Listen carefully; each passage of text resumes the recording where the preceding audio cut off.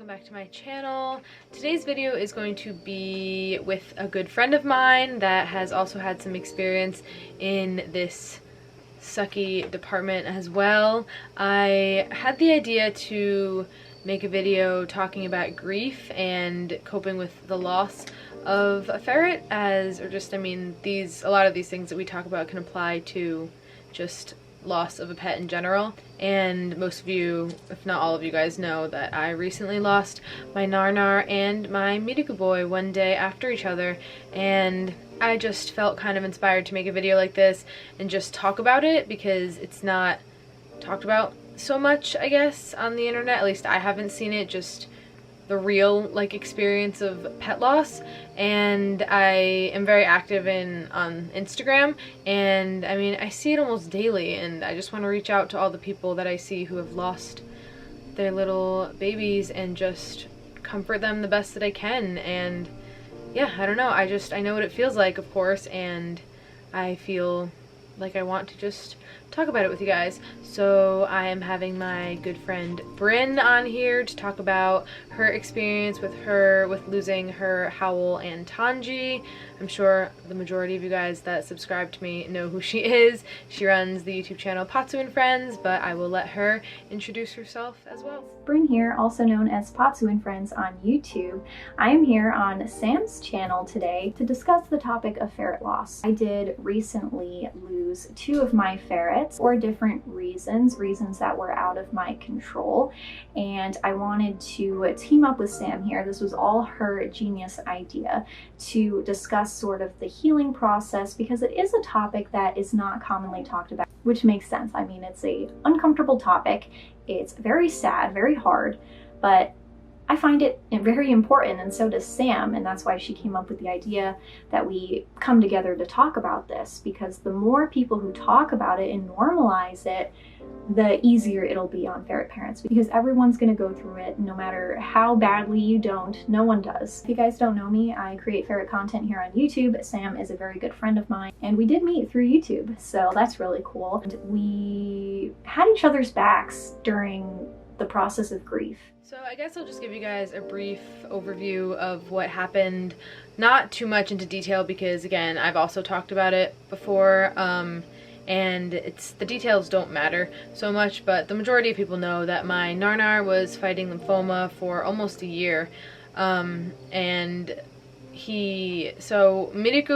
I adopted Miriku in March. He was completely stable and normal all through until May, when all of this happened, and I noticed he was dragging his hind legs a lot, so I brought him into the vet. First of all, he's been in and out of the vet numerous times because he had an enlarged spleen, but the vets consistently told me, they took blood, they did everything, told me it was perfectly normal and it's just a normal enlargement of the spleen and not to worry about it. So I ended up bringing him back for the dragging of the hind legs, and he lost a lot of weight within 3 days. So this was in May. May maybe 15th I brought him in, I think. So throughout that time he was kept overnight at the vet. They thought that it was hypersplenism. I got his spleen removed.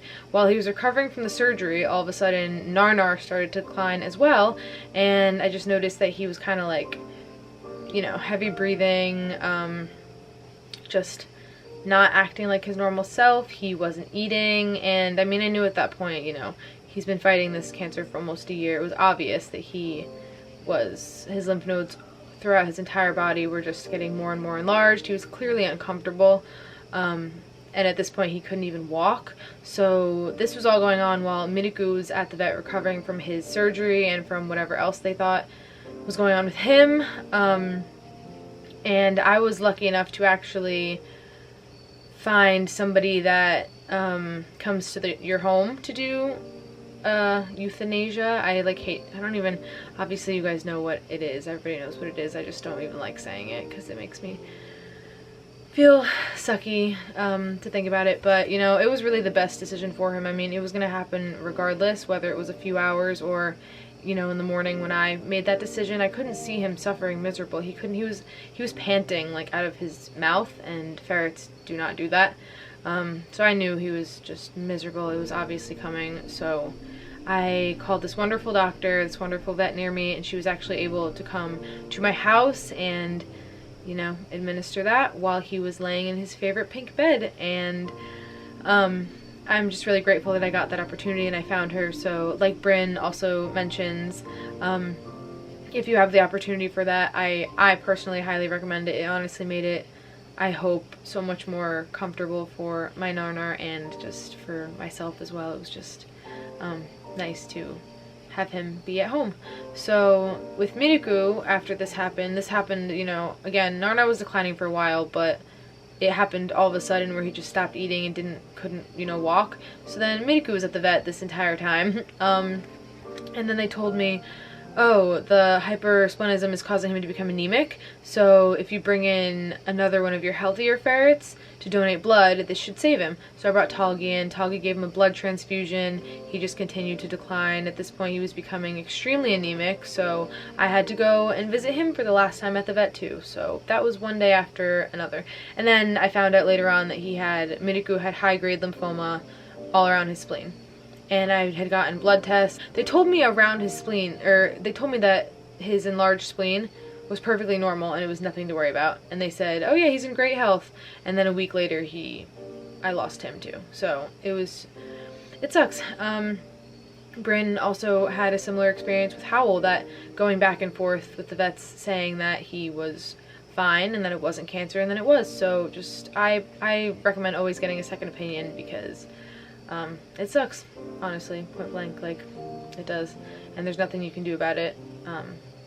Even if, you know, it's inevitable either way, it's nice to get the confirmation. It is quite a sore subject for, I'm sure, a lot of you, but for me, I have a lot of feelings that I have yet to fully get over, so it is kind of hard to talk about things, especially specifically. And I'm not going to be discussing too much about the circumstances surrounding their deaths, because I've already talked about them on my channel before, but just to kind of let you guys know, if you do not know me or know my ferrets, I do have 5 ferrets.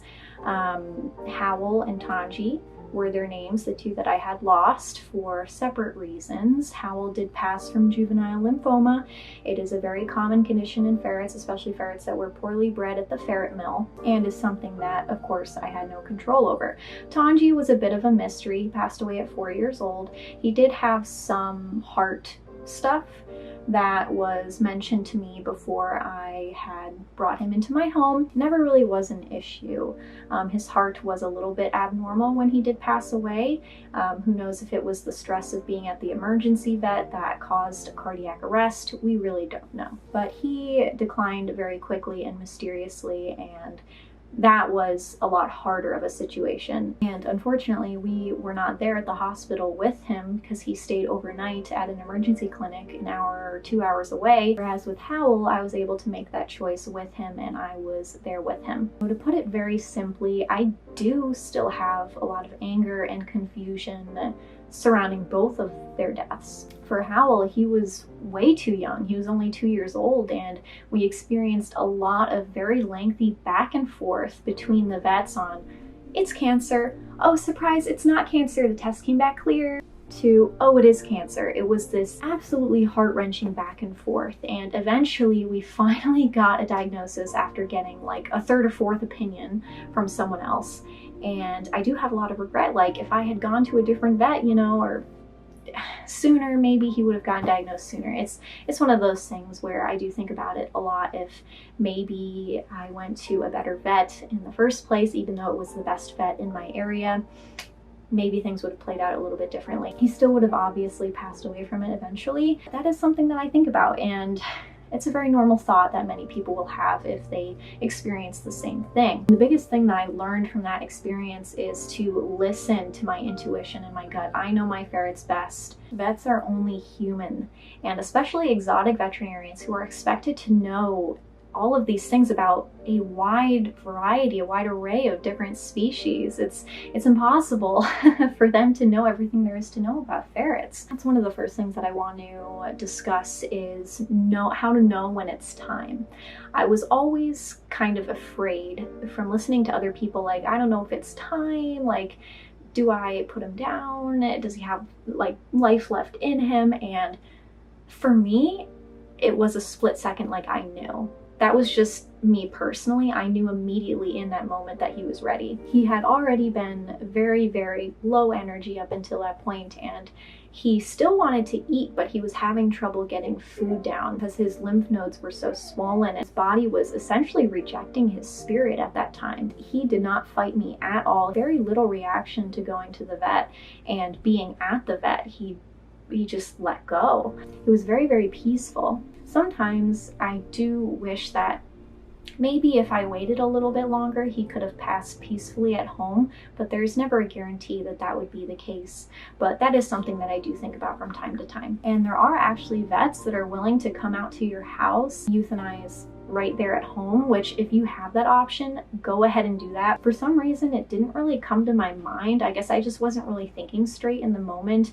I just went to our normal vet who was able to do it that day. I do wish that I had thought about it more and had someone come to the house and do it instead. And going back to Tanji's case, which is still really, really difficult for me to reflect back on because we really don't know what happened to him. He did have a heart murmur, and his heart was quite enlarged when they were looking at it, so it could have been heart related. And then of course he did pass eventually from cardiac arrest at the vet. The way that I dealt with his passing, which it was a couple months after Howl, was a lot different from Howl. For Howl, it was peaceful. Of course, I was very, very emotional after, but it subsided fairly quickly. The ferrets were very unfazed. It seemed as if they knew in a way. They did not experience any sort of depression or reluctance to eat or drink or anything. They were very playful that same day and the day after. That was very helpful to see that they were strong too. But I don't think any of us were prepared for Tanji, so that was a little bit different. It was very hard. I fell very physically ill afterwards.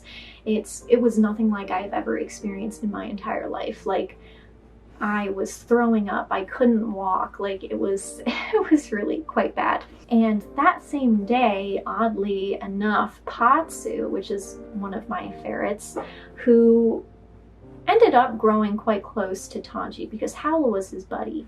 And he didn't really seem too fazed when Howl left. But when Tanji left, and I think it was also a combination of me being sick and him seeing me sick and being emotional, that he also kind of was a little bit depressed. He did try to vomit very randomly. Nothing came out. That was very odd. So basically what I'm trying to say is everyone mourns differently, every animal and every person, because yes, animals are very capable of grieving and mourning as well. There have been many ferrets who have fallen ill quickly after a buddy passed away or have even passed away themselves, which is truly, truly tragic. But many people experience it differently. You have some people who choose to just keep going on, and I really, really admire and respect people that can do that.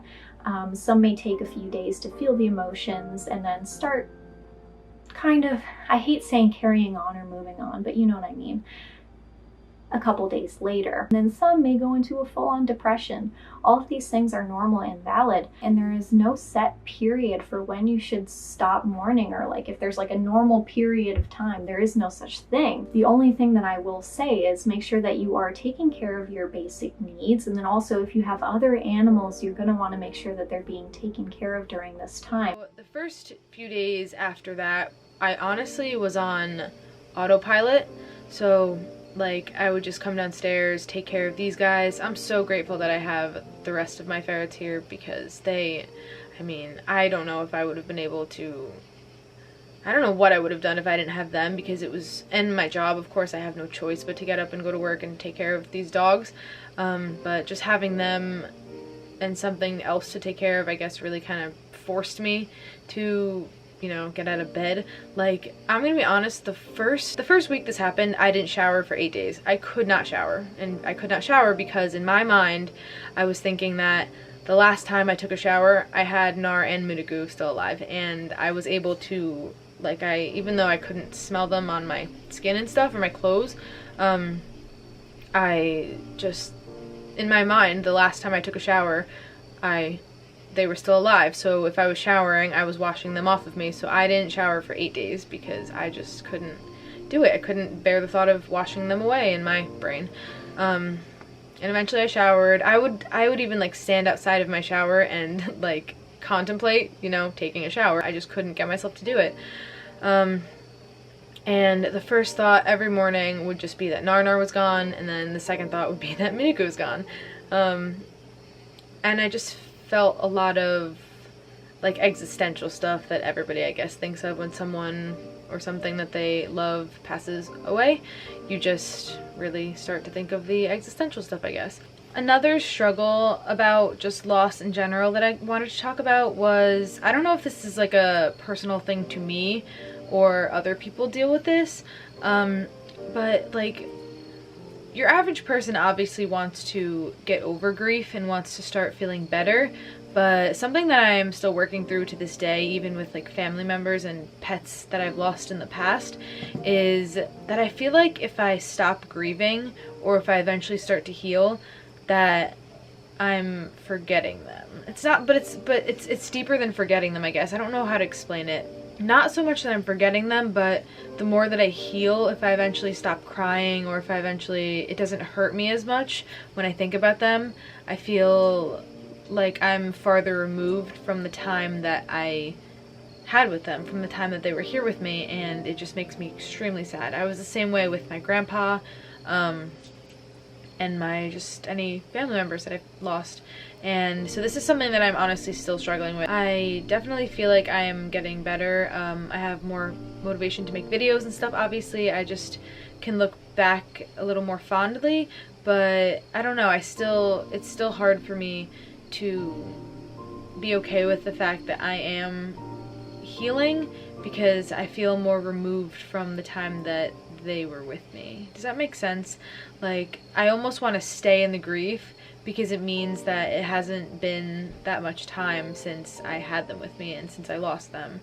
And if I feel close to the time that I lost them, then I must be close to the time that they were still alive and with me. Does that make any sense? I don't know. I don't know if that's like a me thing or other people have this problem as well. Honestly, having my other animals really helped me through my mourning process. I had to get up every single day to feed them breakfast, dinner, play with them, clean up after them. It kept me from sulking in my bed all day. After Tanji left, because it was a couple months after Howl, it really took us by surprise.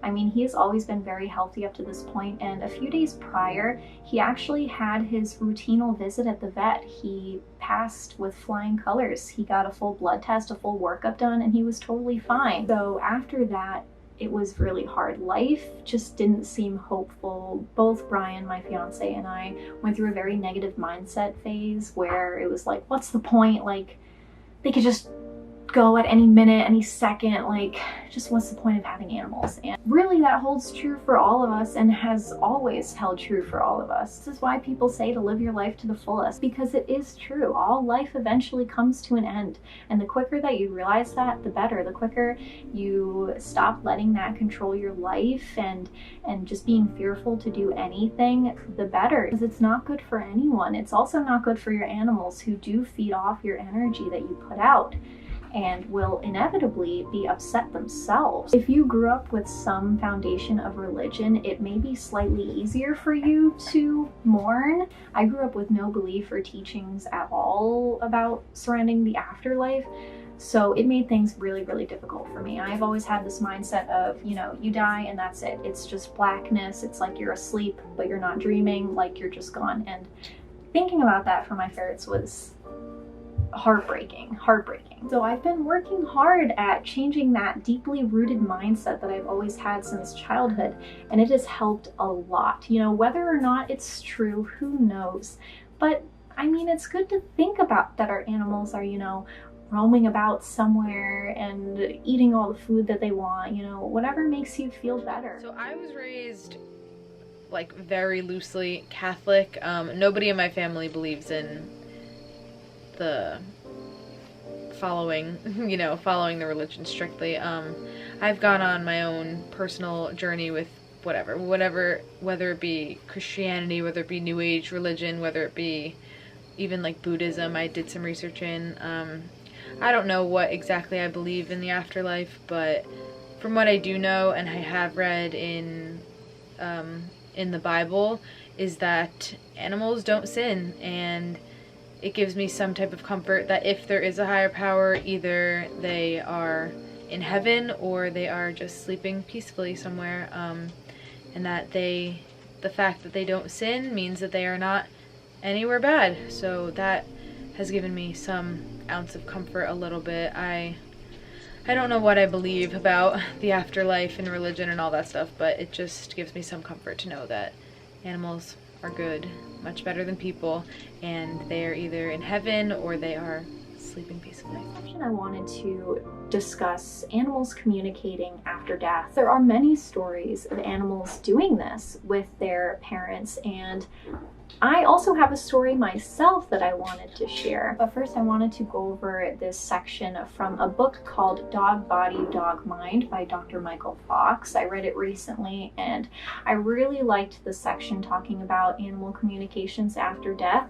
And it says, "But as long as we deny the deep heart connection these animals can provide, we will continue to deprive ourselves of experiencing one of the greatest life-changing affirmations of universal love that is manifested through the devotion shared between us and our animal companions. They are not simply our property, they are part of our life, universal in spirit, and part of the great mystery of the soul's journey from life to life." I really liked that, and I really did like that section of the book.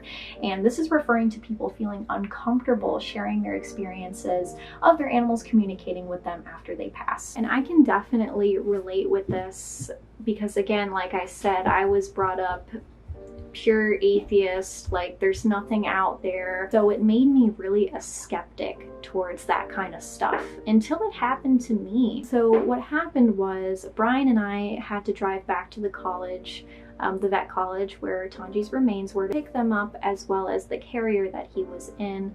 It's about a 4-hour trip total. So as you can imagine, we weren't really looking forward to it.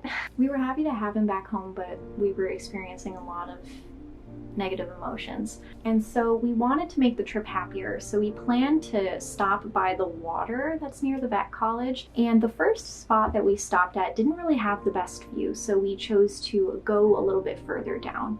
And it was on the water. It was really, really nice. There is brush by the water. So we went as close as we could, and shortly after we heard a rustling on our right-hand side, and we thought it was a squirrel. However, it was getting closer and it was louder. It was getting louder, like much too loud for it to be a squirrel. Suddenly, out of the blue, this beautiful brown mink pops out and just looks at us for a couple moments, and it was truly, truly magical because it has always been on my bucket list to see a mink in person. They are very elusive. It is very rare to see one in person just in their natural environment. It was a really, really odd coincidence to have this happen after we picked up Tanji's remains, and during broad daylight as well, where they likely wouldn't be out so close to humans. And I posted about it on my pages, and so many people had said, well, that was a sign from Tanji. Like, everyone was saying that, and it kind of reaffirmed what I suspected, but I was so skeptic about. So many people pass off those things as mere coincidences, where other people take it as a sign and they feel comfort from it, and I don't see any harm in that. I mean, who knows if it's true or not? Who knows if it's a coincidence? Something that I have heard quite a few times actually is that if you see a cardinal, it's a sign from heaven or from a loved one that you've lost. And at first I was skeptical on that. I honestly heard it many years ago and I didn't even think anything of it, because anytime I've lost, you know, a pet of my past or a family member, I never saw a cardinal, so I kind of just forgot about it. And then the day after I lost Miruku, so it was 2 days after Nar, 1 day after Miruku, I was going to work and I saw 2 little red cardinals playing and chasing each other, and they were like chirping and they were all happy, and it made me really smile and really think of them. And then for the next week straight, I saw cardinals all the time. I was walking dogs. If I would start thinking about Nar, this is one specific example. I was walking a dog and I was thinking about Nar, and a red cardinal just flew right past. It hasn't happened since then, but the week right after, I saw cardinals like non-stop, and I thought that that was crazy. Like, people don't just plant cardinals there for me to see. Like, there has to be something beyond me that is showing me that. And maybe if there is some higher power up there, they show you that your loved ones are okay with something that you have heard before. Like maybe somebody that hasn't heard the cardinal story, that cardinals can be a sign from a loved one. God or whoever is up there shows you that your loved ones are okay in a different way and gives you a different sign. But maybe just because the fact that I had heard the cardinal story before, I was shown that they are okay in cardinal form. I just thought it was crazy that there was 2 cardinals playing with each other the day after, when I was just so miserable and so sad. And I thought that was really cool. It really made me have a sense of comfort. Some things that really helped my healing process was definitely just talking to people that have gone through the same thing, like finding Bryn and becoming great friends with her and just talking about this stuff together was such a comfort to me, just because I felt like I finally knew somebody that understands. I have made a good group of ferret-loving weirdo friends, but the majority of them have younger ferrets. I actually have the oldest ones, and just people that I've met on social media like Instagram and stuff like that haven't really...